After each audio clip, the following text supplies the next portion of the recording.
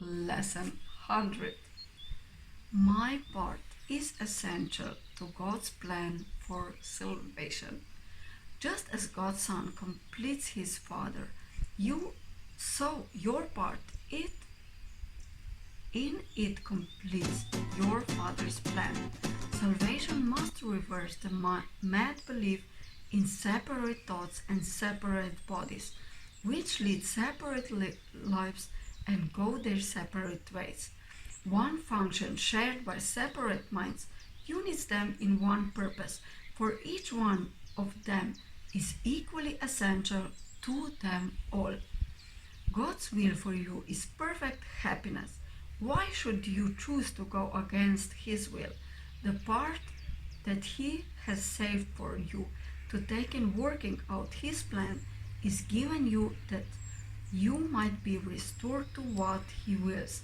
This part is as essential to his plan as to you, your happiness. Your joy must be complete to let his plan be understood by those to whom he sent you. They will see their function in your shining face and hear God calling to them in your happy laugh. You are indeed essential to God's plan. Without your joy, his joy is incomplete. Without your smile, the world cannot be saved. While you are sad, the light that God himself appointed as the means to save the world is dim and illustrious, and no one laughs because all laughter can but echo yours. You are indeed essential to God's plan.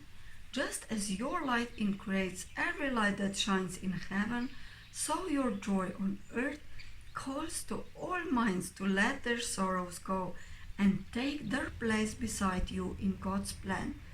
God's messengers are joyous, and their joy heals sorrow and despair. They are the proof that God wills perfect happiness for all who will accept their Father's gifts as theirs. We will not let ourselves be sad today, for if we do, we fail to take the part that is essential to God's plan, as well as to our vision. Sadness is the sign that you would play another part instead of what has been assigned to you by God. Thus do you fail to show the world how great the happiness he wills for you, and so you do not recognize that it is yours. Today we will attempt to understand joy is our function here. If you are sad, your part is unfulfilled, and all the world is thus deprived of joy along with you. God asked you to be happy so the world can see how much he loves his Son and wills no sorrow rises to abate his joy. No fear besets him to disturb his peace. You are God's messenger today. You bring his happiness to all you look upon, his peace to everyone who looks on you and sees his message in your happy face. We will prepare ourselves for this today in our 5-minute practice periods by feeling happiness arise in us according to our Father's will and ours. Begin the exercises with the thought today's idea contains. Then realize your part is to be happy. Only this is asked of you, or anyone who wants to take his place among God's messengers. Think what this means. You have indeed been wrong in your belief that sacrifice is asked. You but receive according to God's plan and never lose your or sacrifice or die. Now let us try to find that joy that proves to us and all the word God's will for us. It is your function that you find it here and that you find it now. For this you came. Let this one be the day that you succeed. Look deep within you, undismayed by all the little thoughts and foolish goals you pass as your ascent to meet the Christ in you. He will be there, and you can reach him now. What could you rather look upon in place of him who waits that you might look on him? What little thoughts has power to hold you back? What foolish goal can keep you from success when he who calls to you is God himself? He will be there. You are essential to his plan. You are his messenger today, and you must find the way he would have you give. Do not forget the idea for today between your hourly practice periods. It is yourself who calls to you today, and it is him you answer every time you tell yourself you are essential to God's plan for the salvation of the world. Lesson 100. My part is essential to God's plan for salvation.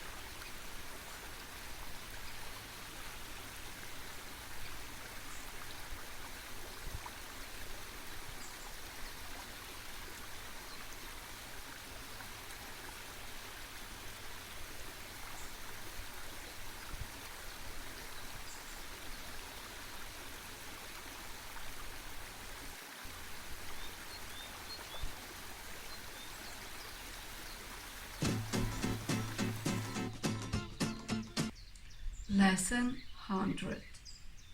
My part is essential to God's plan for salvation.